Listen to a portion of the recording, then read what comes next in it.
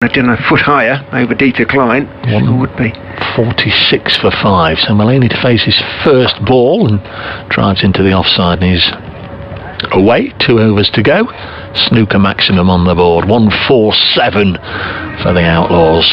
5 down. That was a terrific over for the Foxes and for Will Davis. 4 runs from it and 2 runs. Tom Moore's figures, by the way, 51 from 36 balls, 5 fours and 2 sixes. Ben Duckett currently 51 not out from 39 balls with 5 fours. 147 for 5. Lots of bowling options for Ackerman. He's used 7 different bowlers, and the only one that's bowled out so far is Parkinson, so he could pretty much take this as he wants. Dieter Klein's got 1 to spare, and so has Gavin Griffiths. They're more than likely going to bowl out, but after that one from Davis, he might get his final one. Yeah. He looked a risk to be using Davis, but came off for Ackerman and for Leicestershire. Gone back to Griffiths. 3 overs, none for 18 for the Lancastrian. Looks around him, sees every fielder on the leg side out on the boundaries. He comes in to bowl to Stephen Mulaney, who tries to smear him away through the offside. Connects nicely, but he rather does pick out Davis on the edge of the circle. And just a single as a consequence. I've lost count, I think, this season. How many times I've said either Mulaney's been bowling or Mulaney's been batting, and the one who's been directly up against is also a Lancastrian, and it happened there. Of course, Gavin Griffiths and Stephen Mulaney, but there's a lot of them around now. Of course, Aaron Lilly's another one in the. Callum Parkinson. Yeah, of course, in the Leicestershire. Harry Dearden. Tom Moore's had a loan spell, of course, with the Red Rose. 4 of them on the Leicestershire side. There's quite a lot around the counties. Don't think there's any more than 4. That's it. Round the wicket, Griffiths to the left-handed Ben Duckett. Bowls, and Duckett has to wait for that one as he steps out, tries looking initially, I think, to drive it on the offside, ends up getting a bottom edge and turning his wrist on it, and it runs out towards Dearden. That square leg. He held it back nicely, Griffiths, who seems to have got his slower ball working well. Still got bright sunshine here at the Fisher County ground, but it's so low that the ground is pretty much in shadow now. Shadows being cast by the trees that run between the popular seats alongside the meet and the net area here at Grace Road. Griffiths back over the wicket to the right-handed Stephen Mulaney. 149 for 5. Comes in, bowls to Mulaney, who clears his front leg and tries to hit him out into the offside. Doesn't time it. It runs out fairly tamely towards mid-off. Picked up by Ackerman. Another single. Another good over so far for Griffiths. It is indeed. It's not a traditional end to the innings that you'd be expecting. 150 up, 150 for 5. Ben Duckett averages 29 across his career in T20, but he's done that average a little bit of a boost over the last 24 hours. 57 not out last night, 53 not out here at the moment on strike. He's waiting with bat raised as Griffiths got about 2/3 of the way into his run and then decided to pull out, and umpire Cook makes a signal that I don't think is quite, it wasn't quite the let's not get on with it signal. It was a bit more energetic than that. In comes Griffiths and bowls outside off stump. Again the slower ball, and again Duckett is beaten by the lack of pace. He stepped out and was ready to crack it away, but he went through with his shot far too early. North Group, Durham 157 for 5, Lancashire 55 for 8. We'll be interested to see is it the full strength side? If they Davis, Livingston, Croft, Vilas, Jones. Yes, it is. So in the top order, yeah. Luke Wood, Hartley, so. Mahmood. Completely.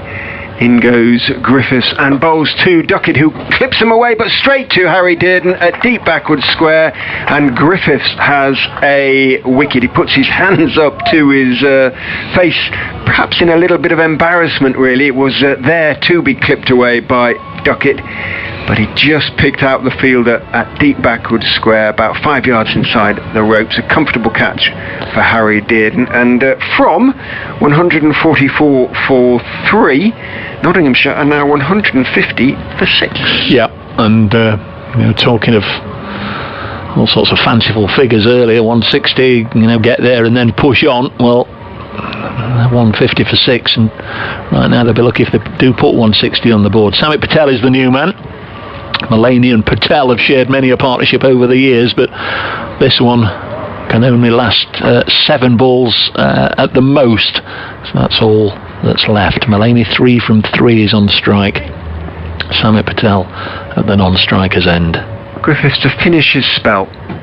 Down the slope he comes, bowls to Mullaney, and again makes a little bit of room, clears his front leg, but Griffiths sees him stepping back towards leg and pushes through a full delivery, pushed out towards mid-off in the end by Mullaney, and an excellent last over from Gavin Griffiths. 4 singles he conceded and picked up the wicket of Ben Duckett. Finishes with 1 for 22 from his 4 overs. Yeah, just sort of reflecting on what you've just said, 8 for 3 from the last couple of overs. That's certainly again tilted it back towards Leicestershire, who had their noses in front by winning the power play, removing Nash, Clark and Hales, and they finished just as strongly as they started. It's going to be Will Davis to get the final over. His lurch from the ordinary to the very, very special during this bowling spell, and his 3 overs 2 for 27. What will his final over bring? Samit Patel, first ball comes at Davis, and he just cloths one over the bowler's head and just gets a single. I beg your pardon, it was Stephen Mullaney on strike, came at the bowler and didn't get a great deal of bat on it, in truth. Lifted it over the bowler's head for a single. 152 for 6. The Outlaws with 5 balls left. Every run now you fancy might be very, very crucial come around about an hour and a half, an hour and 40 minutes from now.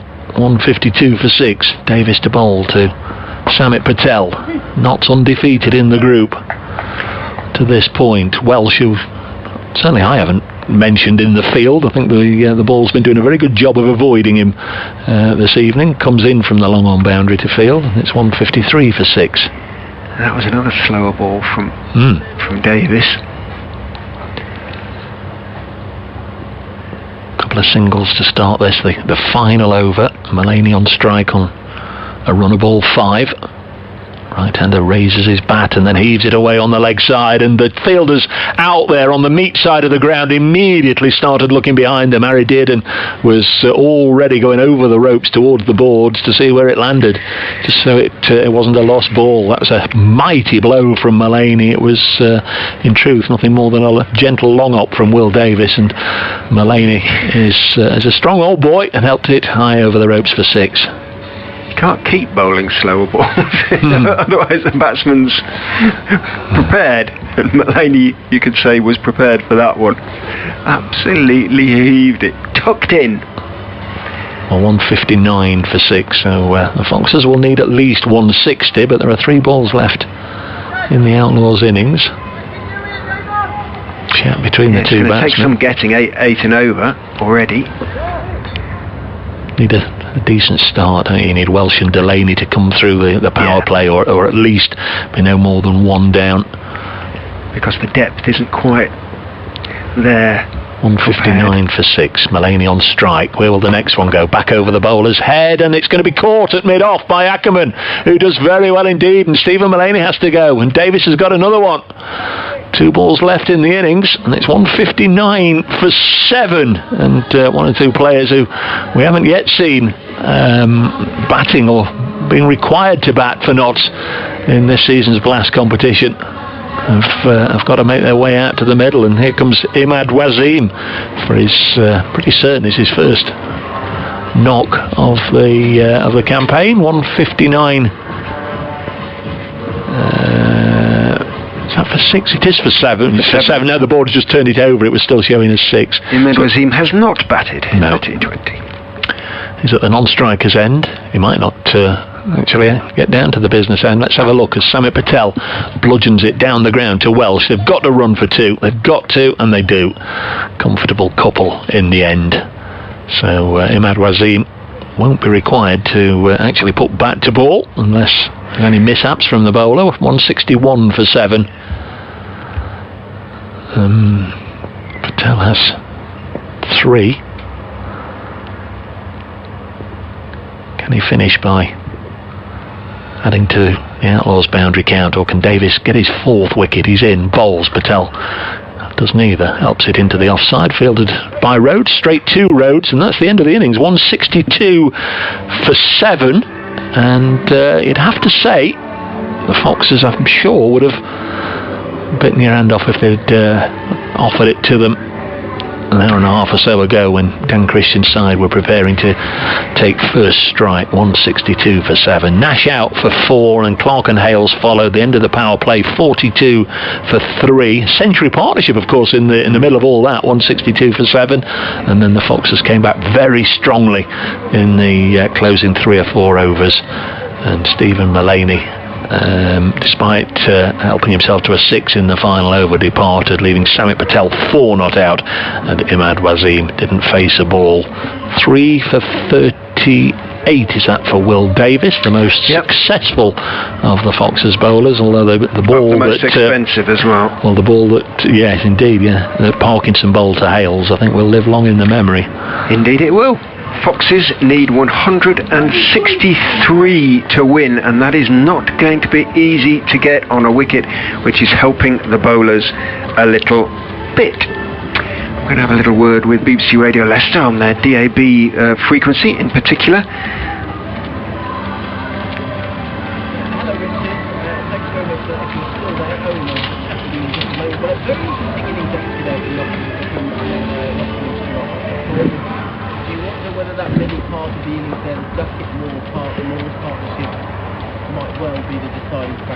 It feels a bit that way, because on either side of it the ball was doing so much for the bowlers and not just the spinners. And then I quickly add again, as Dave has been saying, if you get a chance to see the dismissal of Hales by Parkinson, he won't bowl many better balls than that in his career. It really was an absolute beauty. But also towards the end it was doing a little bit when the seamers took the pace off the ball. So Nottinghamshire will learn from that.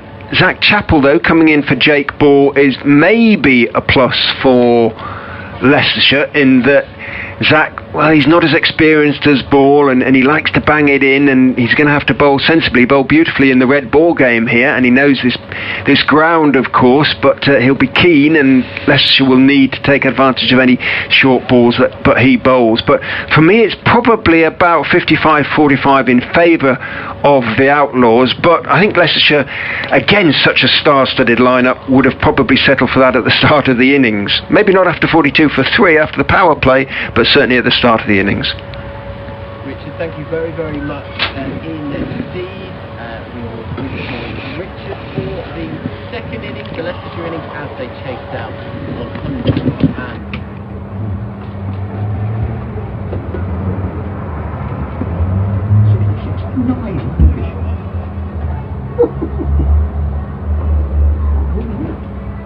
But that Durham, that means they're now on 9 points. And that'll do their run rate. They're on Sunday, there's something to play for. Well, if you win this now, you'll finish top whatever, won't you? So you won't. Actually, I'm sure they're aware of that.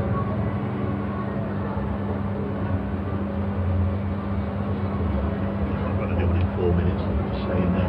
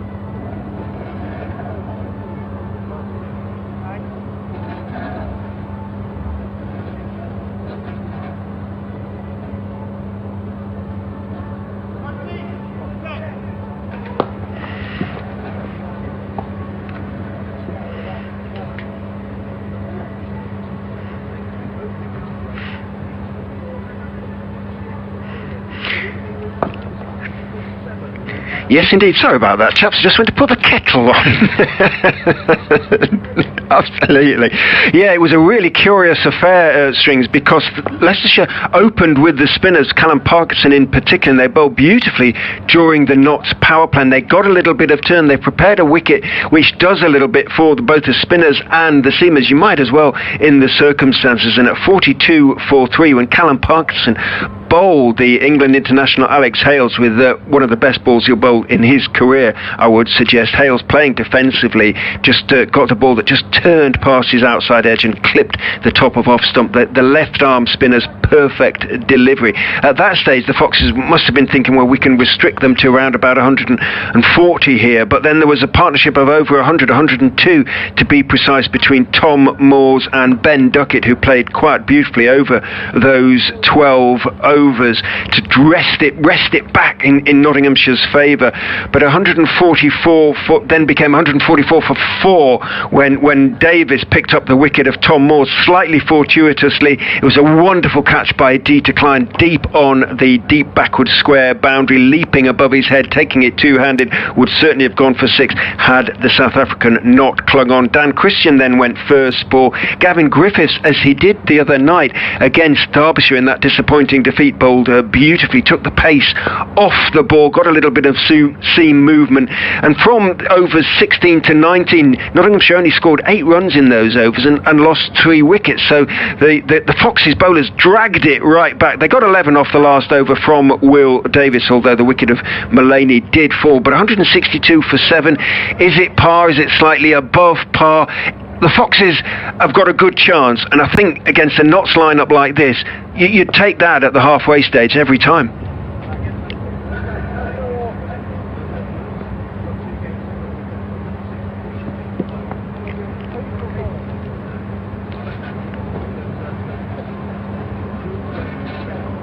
I would think he'd be saying something like that. We've already had the news that Durham, who were one place above Leicestershire in the table on the same number of points, have won their game most unexpectedly against Lancashire, and won it at a canter as well, which will have done their net run rate a power of good. It just confirms that the Foxes really do have to win this game, and then probably on Sunday against Lancashire as well.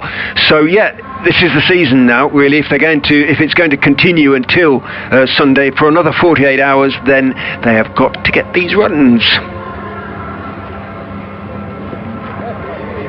I will.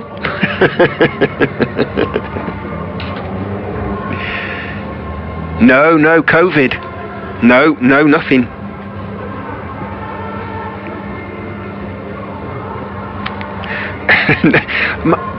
It's a paleo protein bar with just purely fruit, cold sort of crushed fruits.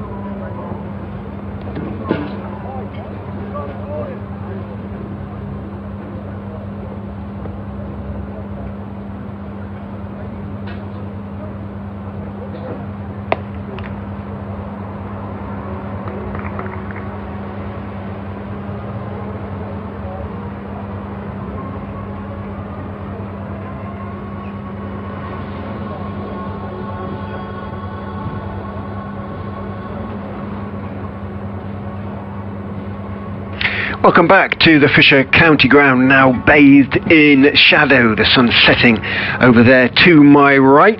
Foxes batsmen preparing for, well, their biggest innings of the season in many respects. Nottinghamshire Outlaws are out there. They'll have heard the news that Lancashire have been, well, thrashed by Durham earlier this afternoon. That match has just completed. So if Nottinghamshire win this game, they will finish on top of the North Group, and they will have a home quarter final. So plenty on this for Nottinghamshire, that is for sure. They will want to play on a wicket which they're used to, a pitch that they're used to, a type of pitch that they're used to, and that's what Trent Bridge can offer them. Out come the Foxes openers, Gareth Delaney, the taller of the two men, Nick Welsh. In just his third game for the Foxes, batted very well here 2 days ago in scoring 32. He disappointed to get out when he did. The point Paul Nixon was making is that you have to go on really and make 32 into a half century. There's a 40 or a 50 even, and Leicestershire would have won that game with some ease. As it is, they went down by 4 runs. So Ahmed Wasim is going to open the bowling for the Outlaws from the Bennett end, and he is going to be bowling to Nick Welch. Looks around him, his men out are at square leg and long on. Left armour comes in and bowls to Welsh, who goes back and cuts pleasantly, but only as far as the man at short third, Matt Carter, familiarly distinctive figure, the tallest man on the Nottinghamshire side, even taller than Hales, I would suggest. In goes Wasim again and bowls, driven pleasantly by Welsh, but a good diving stop. He could be run out here. He went a long way down the wicket, but he's managed to get back.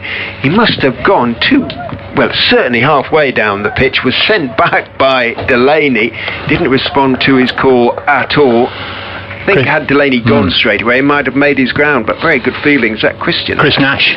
Chris Nash, yeah. Belying his 37 years. Yeah.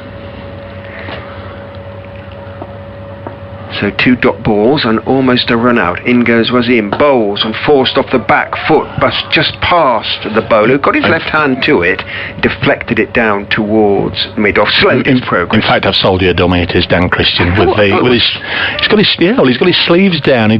Doesn't usually. You can normally see the black wristband and everything. Not that Chris Nash wouldn't have stopped it, but and also I'm pleased to be Chris right. Nash is fielding just in front of us here. I'm pleased to be. I just thought that muscular build. Yeah.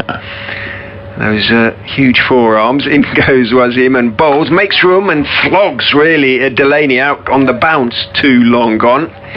Cleared his left leg away and just clumped it away down to long on. Nothing textbook really about it, but he got plenty of it. Not quite off the middle. Interesting field placing of it, a long on the first over. They must have had a little bit of a look at these two. Yeah. Well, they'll remember Delaney from last time. In goes Wasim and bowls to Welsh, who thick inside part of the bat squirts it out through mid-wicket. In from the boundary, chases Ben Duckett, so it is going to be just the one. They won't have seen much of Welsh, of course, but they had a good look at Delaney last time out. Yeah, and word will get round, won't it? Yeah. I'm sure the coaching staff will have had a look at 1 or 2. He's been quite successful. A couple of good half-centuries to his name, Gareth Delaney, so worth having a look where his hitting areas are, where he likes to hit it. Does like to hit straight, which is good from a young batsman, but I wonder what's gone off here, Rich. The 2 umpires have got together and this is a fairly lengthy chat about something. Said, I don't know. Nick Cook had a long chat to umpire Pollard, talking to umpire Mullaney at the moment. Now then, lots of what's going on here, sort of. And a signal to the scorers were Stephen Mullaney. 2 men inside. No, they didn't, because 2 men were out. Yeah, but maybe Mullaney had he retreated out? Yeah, well, perhaps he just hadn't walked back inside the disc. I'm only going on the body language, Rich, and maybe Mullaney just hadn't walked back inside the discs in time.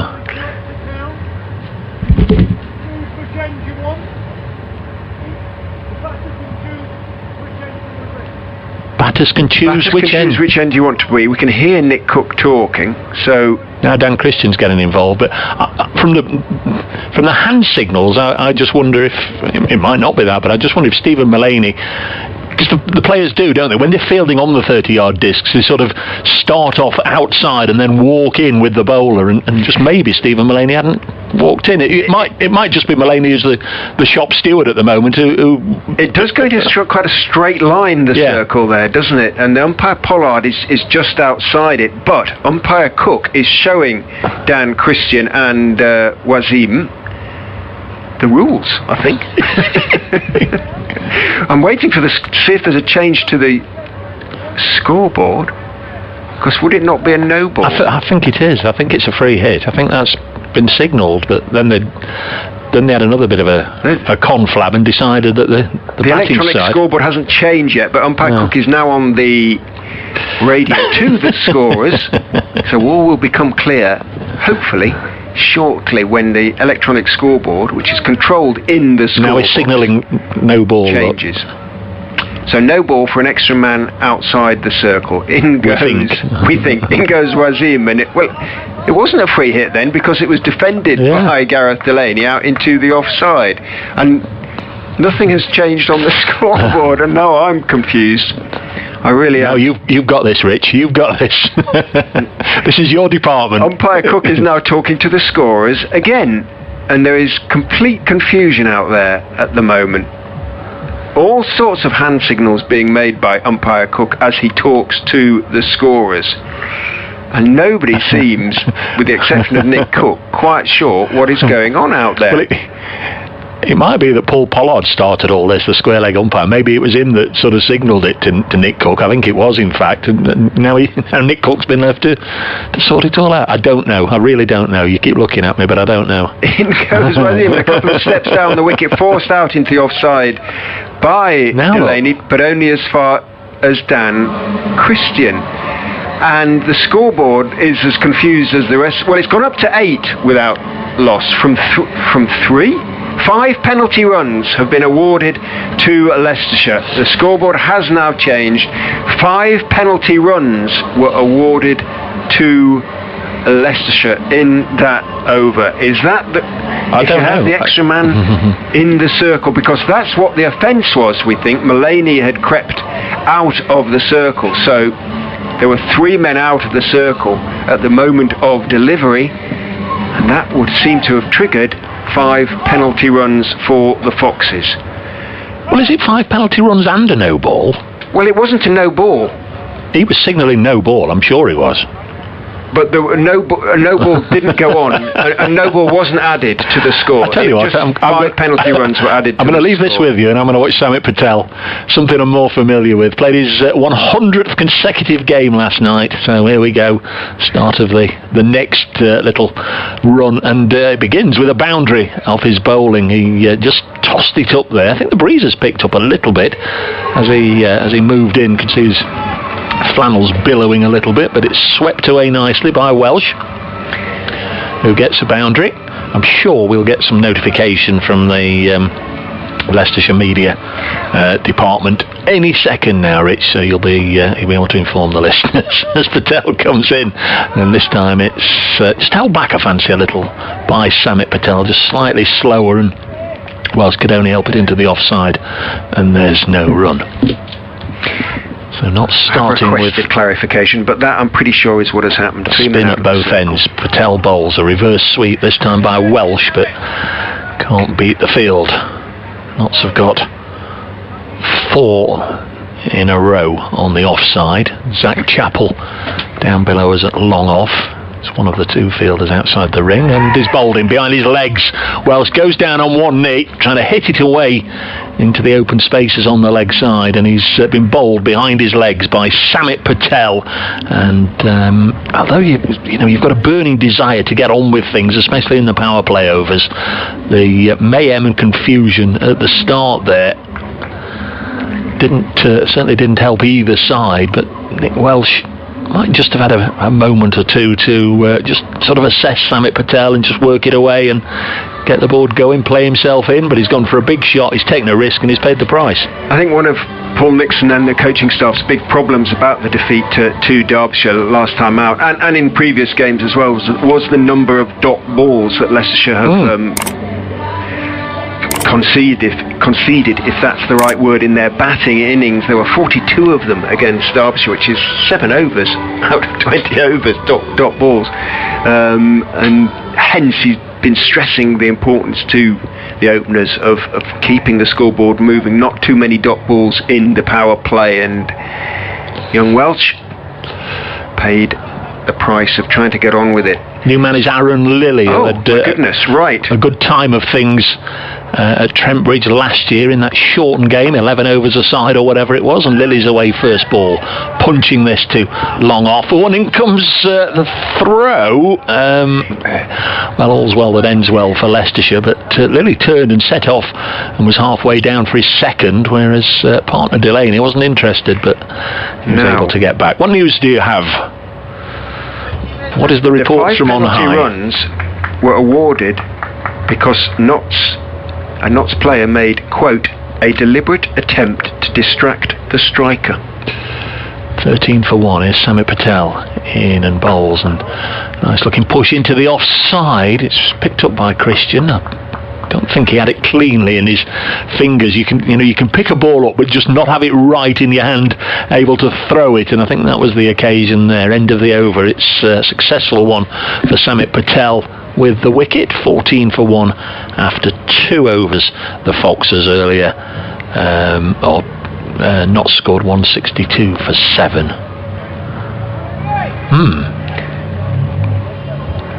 Well, that might be something new indeed. I haven't come across any incidents of that. No. Certainly not in any games in which I've been commentating, but not elsewhere either. I don't think I've ever seen an umpire produce sheets out of his pocket and start, look, this is where it says it. Yeah. Was it Mulaney?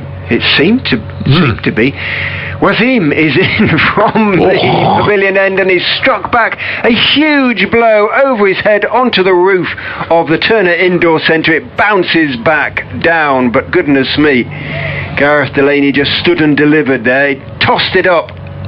Wasim and Delaney needed no second invitation. Hit it as straight as an arrow back over his head, high onto the roof of the stand. If Notts win this game, and I know that's a long way off at the moment, they win the group, because Durham have defeated Lancashire by 74 runs.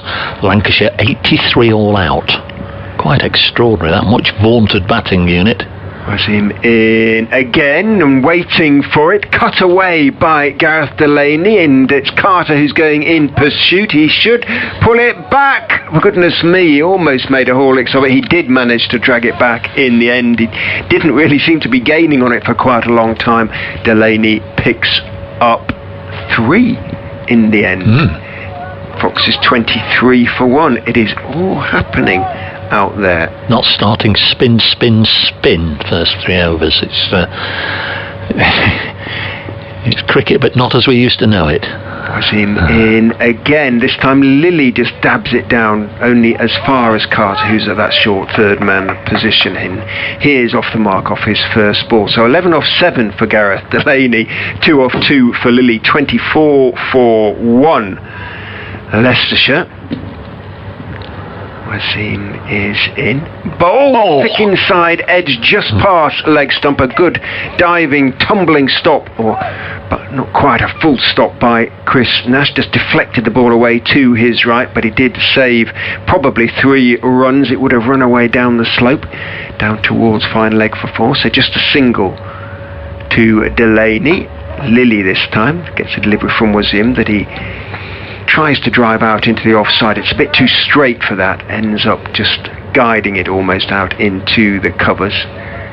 Single taken. Well, somebody must have spoken out of turn. I can only assume that is the effort to distract is saying something. In goes Wasim and bowls. Couple of steps down the wicket. Should be caught by Carter. Is Delaney. Outside edge. Sliced it in the air. Straight down Carter's throat. A simple catch.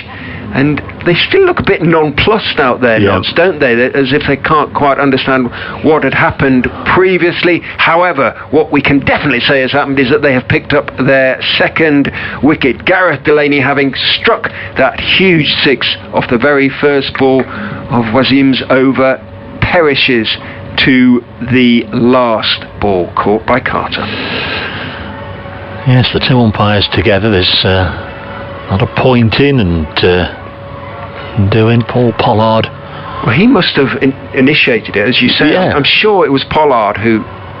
Well, he called Nick Cook over, didn't he? Yeah. And said that. Then Stephen Mullaney just seemed to be, having more than just a gentle little chat with Paul Pollard. There was I'm not going to say there was any dissent, because there wasn't. He was probably just as confused as everybody else. But Stephen Mullaney, the arm gestures were, to suggest a bit of a shrug. Well, it'll all come out in the wash, no doubt. The new man out there in the middle is Ackerman. Yeah. Just quickly, it is the end of the over, by the way. The results today: wins for Surrey, Kent and Sussex in the South Group, and Durham have defeated Lancashire in the North Group, a game that started at 4 o'clock. Here's Samit Patel to start the fourth over, bowling to Lilly, who blocks this one. 26 for 2, the Foxes. Notts lost 3 wickets in the power play. Foxes have already lost a couple. There's a push and a run from Aaron Lilly. Means Ackerman's down to the business end. He'll take guard, and that'll take a moment or two. Lilly's gone on to 3. The other games then in the Central Group: Northants 140 for 9, Somerset 19 without loss after 2. Glamorgan 45 for 1 after 5 overs, and Birmingham 45 without loss after 5 against Worcestershire. Next one hit back to Patel, fields off his own bowling. Games all starting at different times and what have you, but by the end of the evening the tables will be worth a scan on the BBC Sport website as Patel bowls, and he struck Ackerman on the pad. There was a strangled appeal. They'll go through for, to say, one leg by, but there's no signal from Paul Pollard, so obviously a little bit of bat involved, and Ackerman is away, his first run. Well, Wisden are going to want to know the details of that. Well, you can tell him, Rich, you're all over it. As Patel bowls, an attempted reverse by Lilly, and don't know if he got anything on it at all, or almost trapped it under his boot, but Tom Moores had to pick the ball up almost at the side of the stumps. Samit Patel doing a good job here. Last ball of the over was a full toss, but he fields off his own bowling nicely, Patel, and he's through 2 overs, 1 for 8 here, and the Foxes 28 for 2, like Notts earlier on. They're just struggling to get any early momentum in the innings. 28 for 2. We've had 2 overs from Imad Wasim, 1 for 15, 2 overs from Samit Patel, 1 for 8, and now we're going to switch things up a little bit with some Zach Chappell from the Bennett end. There can't be many such penalties that have been imposed in the past, because it dates only back as far as 2017, when there was a change to the laws of cricket.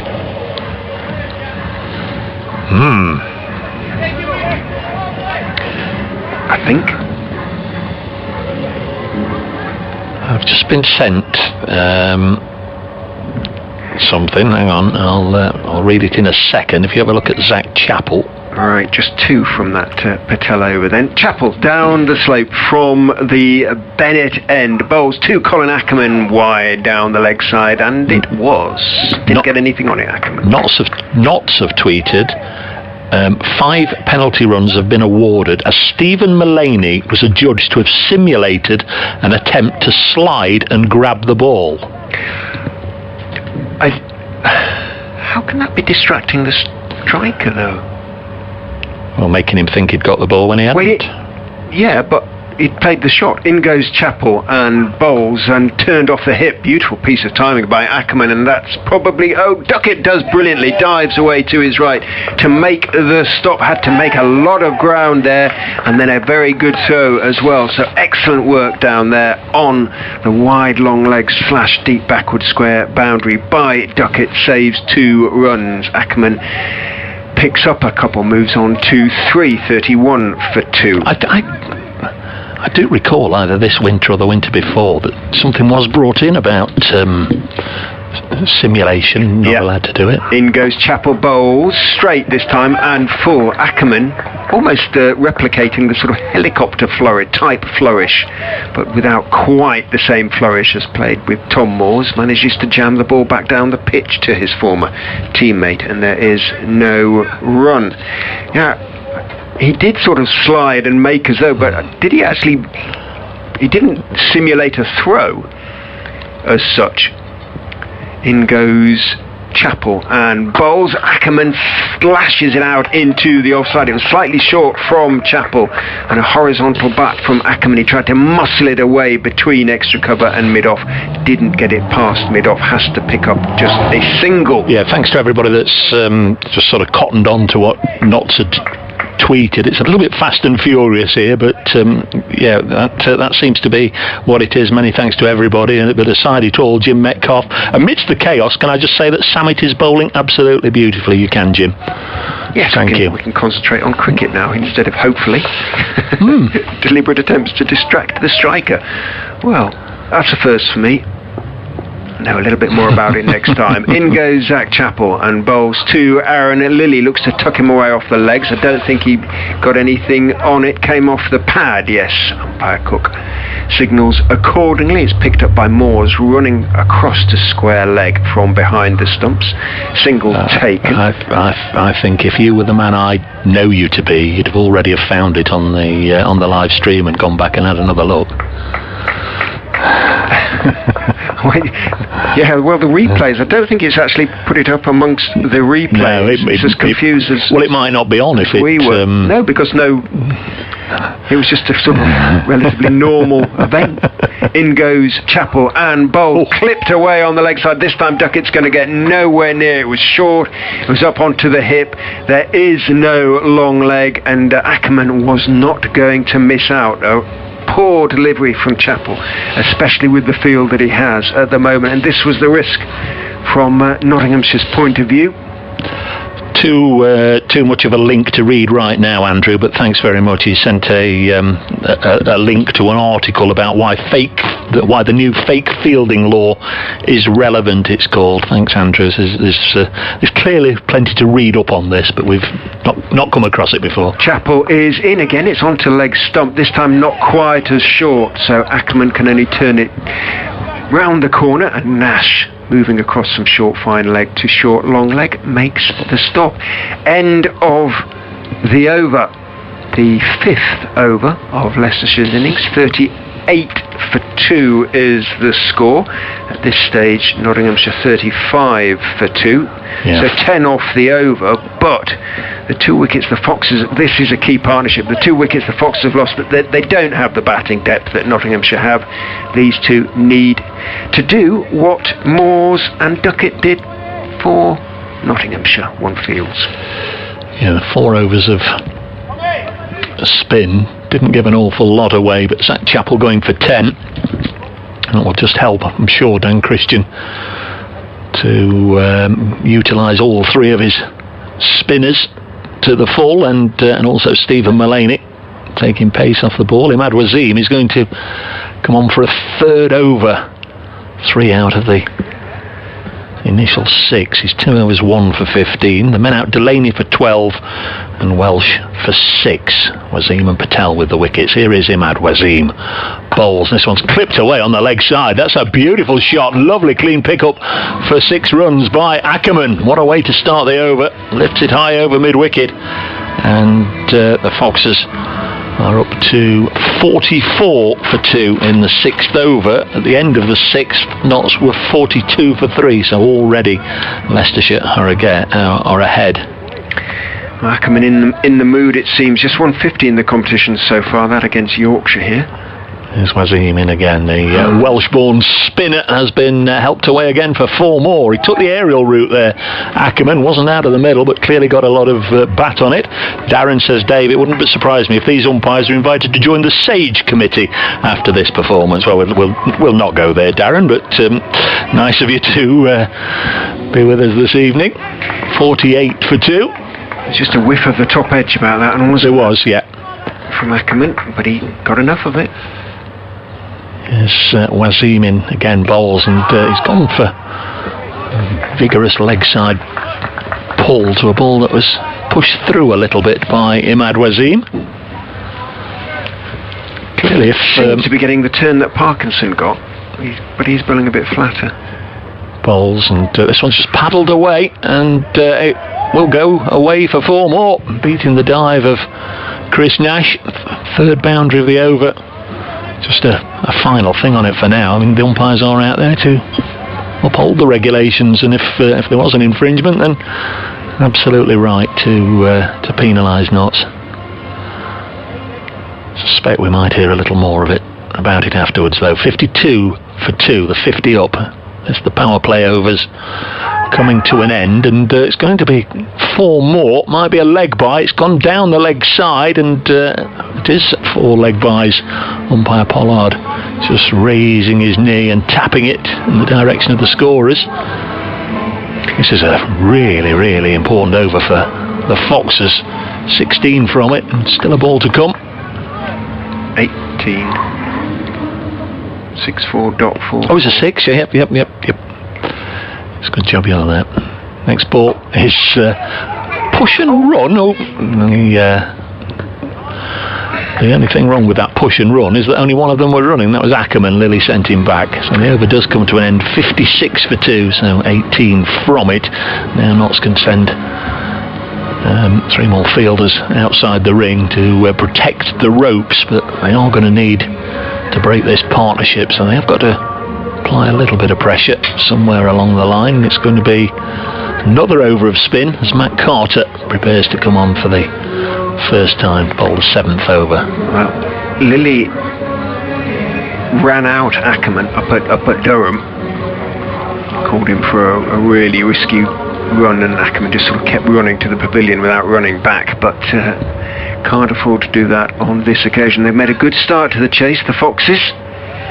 Remember, they need 163 to beat the Outlaws. Carter is going to come around the wicket, and he's got everybody out on the leg side with the exception of Nash at short fine leg. In he goes and bowls to Lily, who clips it hard down into the ground on the onside, but the tall Carter just reaches out and just plucked it out of the air. That almost felt like mid-wicket. Down the pitch goes Lily, lofts it high into the air, and it's gone all the way. You heard the sound of ball on Turner in almost. Fine hit. Partnership for the Outlaws as Dave goes to update BBC Radio Nottingham. Carter is in again, drops a little bit short and flatter this time onto the leg side, turned by Lily out to deep backward square. Single taken. Lily on to 10 off, sorry, I beg your pardon, on to 11 off 11. Ackerman has 23 off 13. An evening breeze finally starts to stir the trees as Carter goes in, drops short, pulled by Ackerman, but only as far as deep mid-wicket. Duckett gets his throwaway on the bounce. 2 more. Single taken. 64 for 2. Foxes at the moment in control. In goes Carter, a couple of steps down the wicket by Lily, then defends the ball out into the offside. Christian picks it up and then just tosses it back to Carter as Lily quickly retreats back into his ground.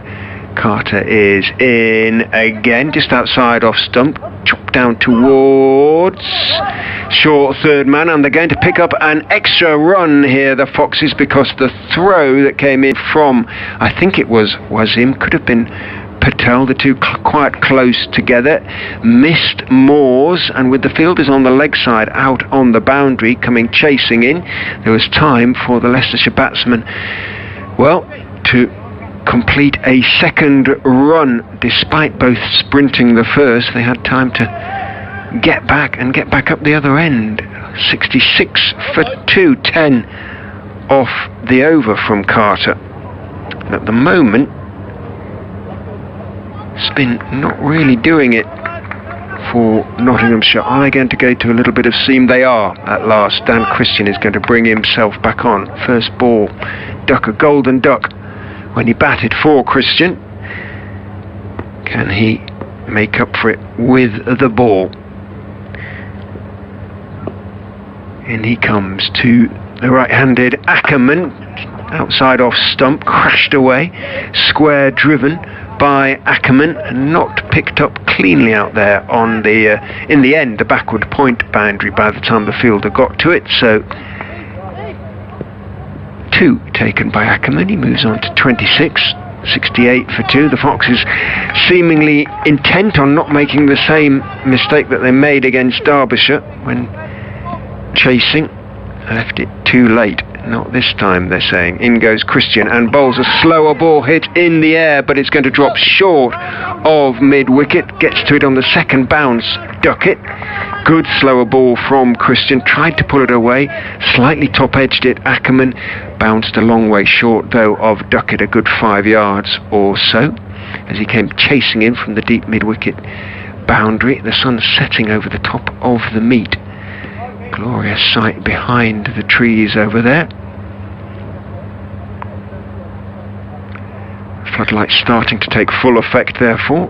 Players casting 6 shadows as in goes Christian, and bowls, drops it short deliberately into the wicket, but a beautiful piece of placement by Aaron Lee. Sees the ball cross the ropes at mid-wicket, bisected the 2 fielders. Slower balls are okay, but if they're dropped short, the batsman certainly has time to adjust, and Lilly did so on that occasion. Picks up 4, moves on to 17 off 14 balls. Chasing along the Foxes here. They're on 73 for 2. 89 needed now. 190 needed. 163 the target. I should have been able to work that one out. Christian has a word with Mullaney. There's a few hands on hips out there. The Outlaws side, they look a bit nonplussed by this. In goes Christian, bowls, drops short outside off stump. It wasn't a slower ball, but Lilly waited for it and then just chopped it down towards wide third man. Samit Patel, the fielder, single taken. 74 for 2. Run rate at the moment is 9.7. The required rate is 7.2. Christian tosses the ball from hand to hand. Not so far unbeaten in the T20 competition this season. Christian runs away from us. Bowls short and straightish this time, and Ackerman just bobs at the knees and lets it go past front of his chin, almost just outside off stump, taken by Moores. Christian has a word with umpire Pollard, but just at the moment, not a very happy side not looking out there. 74 for 2. Mullaney hands the ball to Dan Christian, who turns, comes in to finish his over from the pavilion end. Bowls short and just waiting for it. Ackerman dabs it down towards fine third man, who gets to the ball, running across to his left in front of the Turner indoor centre. Single taken by Ackerman. 2, so 8 runs from the over. Remember the rate required. Now down to 7.3, 75 for 2. I beg your pardon, 9 from the over. The electronic scoreboard a little bit slow on that occasion. 88 then required from 12 overs. Dan Christian's first over going for 9. Only taken 1 wicket so far in the competition. He has bowled 1 or 2 very tidy spells, but just the 1 wicket. He's gone for 160 runs so far, so does need to pick up a wicket or 2, bring that average down. Looks as if Zach Chappell is going to bowl the 9th over. His earlier one went for 10 runs. They're bowling to the Foxes skipper Ackerman, who's leading from the front here, 28 from 18. Yeah, looks very determined today, Ackerman. Floodlights burning brightly. Here comes Chappell from the Bennett end. Tall, athletic figure, bowls, chopped away on the offside. Should only be a single. Out there is Joe Clark, bounces the ball into Tom Moores, and they take just one. Ackerman on to 29, brings Aaron Lilly back onto strike on 18. Nick Welsh out in the second over, bowled by Samit Patel for 6, and then Gareth Delaney fell in the following over, caught by Matt Carter off the bowling of Wasim for 12. But in between those two wickets, the major talking point, I guess, and Notts were docked 5 runs, penalised 5 runs for an act of simulation in the field. Chappell's bowls down the leg side, helped on its way for 4 runs. That was pretty much a help yourself delivery. If he hadn't got a bat on it, it would have been a leg side wide, but Lily wasn't going to miss out there. It just sat up, didn't it, down the leg side. Nicely played. And the Foxes up to 80 for 2. They have given Notts problems over the years, of course. That 2006 final, which was played at Trent Bridge that year, finals day. The Foxes winning it. There's Chappell into Lilly. Big hit down the ground. That's going to go all the way as well. Lovely clean ball striking from Aaron Lilly. That's worked 1 or 2 up in the media centre. Clattering into the glass, I fancy, at the far end. 86 for 2. That was a meaty blow. 6 all the way. In fact, if you could give 8, that was an 8. There's a few gathered on Milligan Road, watching from behind the bars out there, and they're enjoying this at the moment. Over the years, there's only been 5 batsmen that have scored centuries against Notts, and 4 of them have been Leicestershire players. Brad Hodge, Jim Allenby, Greg Smith and Cameron Delport. 86 for 2. Here's Chappell. Lilly's on 26. Bowls to Mill down the leg side. Slower ball. Tom Moores has underarmed it towards the stumps. Surely that's a leg side wide. Umpire Cook, did he get anything on it? Not with the naked eye he didn't, but Nick Cook is about 80 yards closer to the action, maybe more than I am. Just a flick to the leg, the thigh pad of Lilly there. Got away with it, Chappell. Took pace off the ball, and as a consequence he dragged it down the leg side. He's in again and bowls, and that would have gone down the leg side had Lilly not got a bat on it. Just a single this time. Over going the way of the Foxes at the moment. 12 from it with 1 ball left. 87 for 2 in pursuit of a victory target of 162 for 7. 3 wickets to Will Davis earlier in the evening. Notts win, they win the group. They're still in a good position to win the group, even if they lose this one, but it's all mathematically done and dusted, as this is dropped on the leg side by Ackerman for a single. 88 for 2. The other thing obviously they're fiercely proud of is the unbeaten record. No side since Surrey in 2004 has gone through the group undefeated, and that year 2004 was remember when they only played they were only in groups of 6 and they only played 5 games. So it's incredible to think that since then there's not one single side that has gone through the qualifying competition undefeated, and Notts can do that with a win tonight and then in their last game against Durham on Sunday. But the Foxes right now, you would say, are very much in the box seat. 22 off Chappell's 2 overs, 13 off that one. We may or may not see him again. I would suggest not in the immediate future anyway. Stephen Mullaney is going to come on from the pavilion end. Moore's obviously. I guess it depends on the success of others, Rich. Yeah, I think I'd be very surprised if we saw him in the next couple of overs. Anyway, in goes Mullaney and bowls. Gentle delivery, little bit of shape as he bowls to Ackerman. Straightish and pushed out towards Long Gone, who meets it on the edge of the circle, coming running in.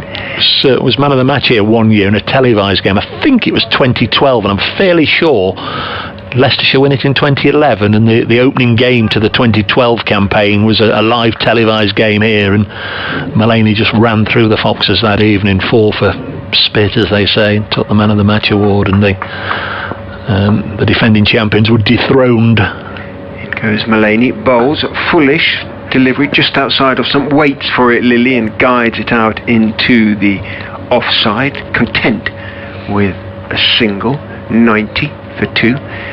Batsman almost level pegging. Lilly has 30 of 20, Ackerman 31 of 21. Ackerman back on strike as Mullaney is in and bowls outside off stump, cut hard down into the ground, but only as far as Samit Patel at the backward point on the edge of the circle. LBW appeals are going to be interesting from this end, aren't they, with Mullaney bowling and umpire Pollard standing. Mullaney is in again, bowls a little bit short of the ideal length, and Ackerman back in his stumps can turn it into the onside and in fact pick up 2 because he deliberately played it gently enough for long on to have a long chase in from that position out down to almost to the edge of the circle. He ran well with Lilly. They both went for 2 from the start and made it pretty comfortably.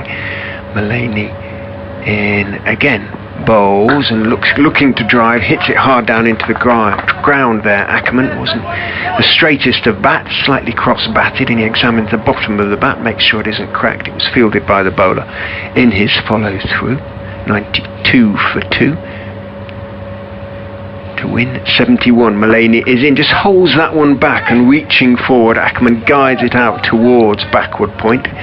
Carter, I think it is, comes in and fields, and it is just a single on that occasion. So end of the over, 93 for 2. A better over in terms of economy rates from the Nottinghamshire Outlaws. Just the 5 runs from it from Stephen Mullaney get a little bit of control back on the scoreboard, but the Foxes, after 10 overs, are 93 for 2 at this stage. Nottinghamshire was 69 for 3. Yeah, 70 required from 60 balls by Leicestershire Foxes. Lilly has 30, Ackerman has 34. Harry Dearden doing next, and George Rhodes, Lewis Hill, Callum Parkinson, Dieter Klein. And the Foxes will dearly hope they don't get down as far as Will Davis and Gavin Griffiths. They'll want this pair to take them a long way down the road towards the win. Going to be Captain Christian to bowl the 11th over from the Bennett end. Christian's first over went for 9. So captain to captain. Australian to bowl to South African. It's getting a little chilly now at the Fisher County ground. Some lovely skies though away to our right. Lots of pinks and oranges there as the sun sets. Here comes Christian in down the leg side. Well taken by Moores, but that'll have to be re-bowled. Just slipped down there by Dan Christian. Not quite got the radar locked on yet. 1 more to the total and another ball to be bowled. There's a delivery for Leicestershire County Cricket Club. Just arrived at the Milligan Road gates, but unfortunately that means that some of those spectators have just had to move out of the way whilst they can take the delivery. Here is Christian in again. Oh, this one's even further down the leg side. There might just been a little bit of quiet blaspheming under his breath there from Dan Christian. It also didn't come out as he would have wished. So a couple of gift runs for the home side. Christian winning the toss, opting to bat first. A couple of half centuries for Notts. Here's Christian. Oh, 3 in a row. 3 in a row. Well, the over hasn't started. Well, it looks like a hat-trick on the board because it goes WW and in a moment it will say W again. But it's not the sort of W that Notts need right now. Little W's, not big ones. Yes. What website is he looking for here, Dan Christian? www. Lock the radar on. nice and full. He's bowling a full length, but he's just not quite getting the line right. Here he comes. Can he spear one in? He can, and push and run up to mid-off.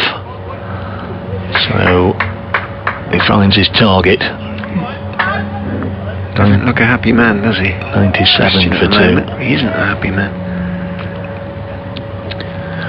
I've seen these games turn around thanks to a moment of brilliance, or a moment of ill fortune, or good fortune, whichever way you see it. And Notts do know how to close out games, and they know how to leap all over the opposition if there is a mistake. Lilly's on strike, just needs to keep on doing what he is doing. That's well stopped by Christian. Committed to the cause. He saved some runs there, might even have saved 4, dropping down quickly to block that drive. We saw it. It takes new batsmen a few balls just to adjust to the pace of the pitch, and if you're looking for runs, then that is a big problem. We've had one huge partnership of a century. This one is over 50 now. A long way. 97 for 2. Here comes Christian. In once more, bowls, and this one's hit back past him, and this one does go for 4. That's where the previous one was heading for until Dan Christian was able to cut it off, but not on this occasion. Hammered back low and very, very quickly indeed by Aaron Lilly, who is now within 1 of his skipper. Lilly has 34, Ackerman 35, and the Foxes are 110 for 2 in the 11th over in pursuit of 163. It's theirs to lose, as I say. Firm favourites here, and Notts need that moment of inspiration from somebody. That was a phrase used against Derbyshire a few days ago, much too. And they did lose it, so Leicestershire supporters will not be counting any chickens. Lessons learned maybe from that one. There's Christian in, again bowls, and this one's the aerial route, and this might be the end of Aaron Lilly, and it should be the safe hands of Alex Hales to gobble it up at long on, and it is, and Notts do get the wicket, and now Dan Christian you can see he's getting them all together. Come on in, fellas, let's have a little bit of a chat. Let's just have a think about the battle plan from here on in, and just see if we can't work our way back into putting some pressure on the Foxes. Splendid knock from Aaron Lilly, 110 for 3 when he goes, and now there is a proper large W on the scoreboard. The over that began with 3 wides has now featured a wicket. The safe hands of Alex Hales at long on, pouching that one. Well, while Ackerman is there, Leicestershire will still be reasonably confident. They could have done with a few more overs of Aaron Lilly with a bat in his hand. His 34 came off 23 balls, and he was therefore striking at just about 150. Ackerman has 35 off 26, and he's been joined by Harry Dearden. Now Dearden, interesting position for him, because he finished against Derbyshire with Leicestershire didn't chase down a reasonable target there, and they had 6 wickets in hand, with Dearden finishing on 36 not out, and sort of shouldering a bit of the blame, if blame there was, for Leicestershire not getting across the line. So he will feel. He did tweet an apology, didn't he? I saw that. Now you've mentioned it. Here's Christian then. They did cross, ball was in the air, so Ackerman on strike, and they take a single as Ackerman, the Foxes skipper, just plays it down on the offside. Scamper through. We'll add 1 more to the total. He will feel he wants to redeem himself, I'm sure. There's an opportunity to do that. It's 102 for 3. I said it was 110 for 3. It's not, it's 102 for 3. Long held over. 8 balls so far, but a wicket. Is that going to be the key delivery? So we've got left-handed Harry Dearden out there. It's a left-hander's game earlier on. A couple of half-centurions in the Outlaws ranks. Ben Duckett, who's just been put back into the slip cordon, and Tom Moore stood next to him. There's Christian in to bowl. Edged. Oh, and he's dropped it. Oh, that was almost the perfect captaincy by Dan Christian. popped Ben Duckett in there at slip. It's edged by Dearden, straight to Duckett, went quickly off the toe of the bat, but at a very comfortable catchable height. It was just the pace, I think, on it that made Duckett spill it, but down it goes, and that could have been a really big moment. Yeah, I mean, it was travelling, but not as quickly as it might have been. There was a bit of a loop there as well. Yeah, was that the key moment? Goodness me. What an extraordinary over that was. Started with 3 wides, a wicket. Yes, he was nearly dismissed from the 9th ball, wasn't he? Yeah, nearly 2 wickets. And that could have been key moment. Well, let's see what happens. 102 for 3 after 11. At this stage, Nottinghamshire 74 for 3, so the Fox is still well ahead of the game as Mullaney comes in from the pavilion end and bowls to Ackerman onto his legs, hits the pad, bounces out towards square leg. I think will be signalled a leg by, is signalled a leg by umpire Pollard. 103 for 3, 60 to win from 8.5 overs. It's not often a captain gets it absolutely spot on like that, though it was a bizarre over from Captain Christian, as you said, but just to bring somebody in as a slip for the last ball of the over, and it's edged straight to him. Straight in the chest and out again. Mullaney is in, just swings in a little bit towards Harry Dearden, who tries to force it away drive it away on the leg side, thick inside part of the bat. The ball trickles out to Patel, who's at a short mid-wicket, a single saving mid-wicket. Mullaney with a familiar run is in and bowls and scooped, and is he going to be caught? Dearden, he is caught. The scoop has not worked today. There is no pace in the pitch for the shot. The batsman who tried to play it, Christian earlier and now Dearden, have been caught because the ball has just looped up behind, and Moore's made good ground there to get to the ball, but he is quick and agile, and he got there, and 2 wickets in 2 overs for the Outlaws. And is the game swinging back? The pendulum certainly feels as though it is. While Ackerman is there, Leicestershire will remain confident-ish, but not with wickets falling at the other end. I was just about to say, not so firm outsiders, but if they are going to get back in this, Stephen Mullaney will play a major role, and I didn't get the words out of my mouth before he took the wicket. He is the one who's going to mix it up, taking pace off the ball. Will be bowling slower and slower and slower, and if Leicestershire allow him to settle into that line and length, and if he's allowed to bowl his full 4 overs and get in a little bit of rhythm here, then Mullaney could really put the brakes on this innings. Well, he has got a wicket, and so far in this over he has put the brakes on. Directing traffic now, George Rhodes was the man at the other end when Leicestershire failed to get across the line. I think he scored 30 not out. In goes Mullaney and bowls to Rhodes. A couple of steps down the wicket, tries to deflect it down to find third man. Might have got a little edge on it. It bounced short of Moore's, so we won't know. It was a dot ball, but looked to me to be a little deflection there. Do you know, I like Tom Moore standing up to Stephen Mullaney, but had he been standing up, of course, then if he edged it, but also the scoop of Dearden I was referring to would have gone over his head. Yep.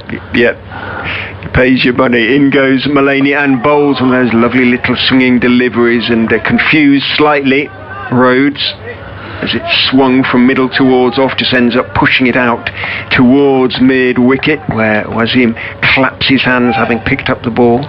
He's on for a wicket maiden. Now I've said that, of course, there'll be runs from this final ball, but it's certainly not over so far. Mullaney in, bowls, and it is a wicket maiden. Well bowled, Stephen Mullaney, because he squared Rhodes up there. All the Leicestershire batsman could do was shovel it back down the pitch towards Mullaney, who's still got the air of a man who's been unfairly treated. There's something about the way he's moving, isn't there, that he's still in dudgeon, which, if not high, is high-ish. End of the over. 103 for 4 after 12. 88 for 3 at this stage, Notts, but the gap is narrowing. Yes, that was the over that Notts needed. Samit Patel, who we haven't seen for quite some time. He's only bowled the 1 over, Samet. That was the 2nd over of the innings, and he got rid of Nick Welsh, who attempted something rather extravagant and lost his leg stump. Depends on Ackerman. 103 for 4. Here's Patel bowling to him, and Ackerman can't get a run here. Playing well away from his body, just runs it out onto the offside. It's just a little bit of a feel out there that not sense they're still in this, and again they won't get a run.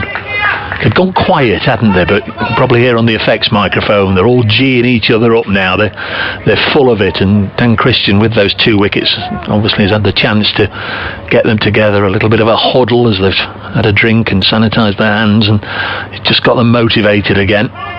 There's a single chopped to backward point. Again, there was confusion between the 2 batsmen. A little bit of shall we, shan't we? Ackerman looking for Rhodes to call. Notts need to keep, if they can't get Ackerman out, they need him at the non-striker's end and need to keep putting pressure on the other players, those that are new to the crease, that are unfamiliar with the conditions this evening right now. Obviously they've all played here many times before, but it's never easy coming to the crease as Rhodes gets off the mark with something out of his particular draw, marked innovative. Goes down and just scoops it away behind Moores. 44 balls remaining, 58 to win. Next ball wide of the off stump, and that will bring a boundary. It away firmly on the offside, and it will go for 4. That's not what was needed on this particular occasion. A little bit of width offered from Samit Patel, and Ackerman, it was a low risk shot really from Ackerman. It was so far away from his body he could drive it into the offside, and it was a half volley as well, really juicy one. You know, I'm sure he'll not be taking the aerial route because he knows so much depends on him. As Patel is in, and again a push into the offside for a single. Take the 4, take the boundary, keep the strike. That was nicely played from the Foxes captain. A better over, and Samit Patel is now 3 overs, 1 for 15. Still very good figures, but 7 came from that one, which is just about what the Foxes require if they're going to get over the line. They need 53 now from 7 overs. Mullaney will continue. At the moment sitting on figures of 2-1-5-1. You do not often pronounce anything other than a 0 in the maidens column in T20. No, I'm fairly sure it's the first maiden bowl by a Notts bowler this particular campaign in this competition. Now, are we happy that Moores is standing up to the wicket, Dave Bracegirdle? He is. Are we happy about it, though? In goes Mullaney and bowls, and back on his stumps goes Ackerman. Turns his wrists on one as he plays it firmly. Rhodes is calling for the second, going to make his ground comfortably enough as in from long on. Loped rather than sprinted Matt Carter. When you're that tall, it's quite difficult to get the old levers churning as quickly as you'd like. It is Carter down there, isn't it? It is, yeah. No, this is Alex Hales, I beg your pardon. I was going to say, the 2 of... Yeah. Hales is the sort of specialist long gone, isn't he? Carter's at short third. They are both very tall men. Mullaney is in and bowling to Ackerman. Well bowled, straightish ball, but a little bit of swing, outswing, middle towards off, and Ackerman just stands and plays it back down the pitch to Mullaney. Dave off to update excuse me, BBC Radio Nottingham as Mullaney turns and bowls a bullish delivery, waiting for it, clipped out towards Hales by Ackerman, more firmly this time, so it will just be a single. 113 for 4 means it's around 50 to win for the Foxes. 39 balls remain though. Rhodes looks around him. 1, just a single to Rhodes from 4 balls faced. Moores now standing back. Cap reckless. In goes Mullaney, bowls, and in the air, it's chipped into the air. He's going to be caught. Rhodes is caught by Wasim and sent on his way by Mullaney, who picks up another wicket. Goodness me, what a potentially match-changing spell. What it is a match-changing spell in many respects already by Stephen Mullaney. He's now got 2 for 8 from 2.4 overs as Rhodes is the latest Foxes batsman to make his way back to the pavilion. 113 for 5, Leicestershire. Now, Notts are still, to be honest, they're still seething out there. They are still look to me like a team that's just struggling to put what happened earlier in the game behind them. 5 penalty runs for deliberate attempt to distract the striker, and I think they clearly feel that that was an injustice, but at the moment they're on their way, if it was an injustice, towards repairing it, because they've reduced Leicestershire to 113 for 5, having been not so very long ago 102 for 2. So 3 wickets have fallen and just 11 runs have been added.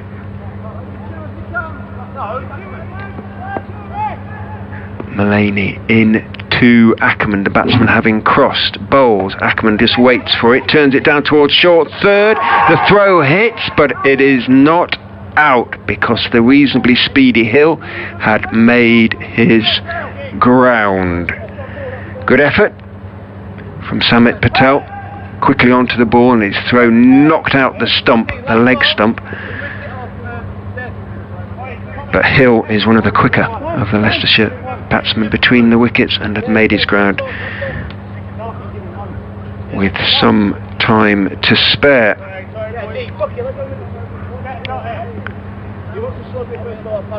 Mullaney, 1 ball left, 2 for 9 from his 2.5 overs. Now all sorts of changes being made to the field by the Outlaws for the new man Lewis Hill.